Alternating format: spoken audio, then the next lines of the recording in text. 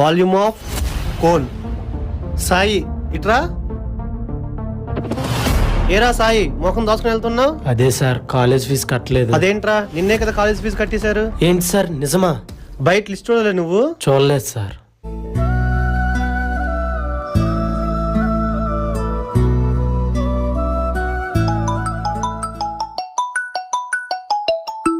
తమ్ముడు స్వామి,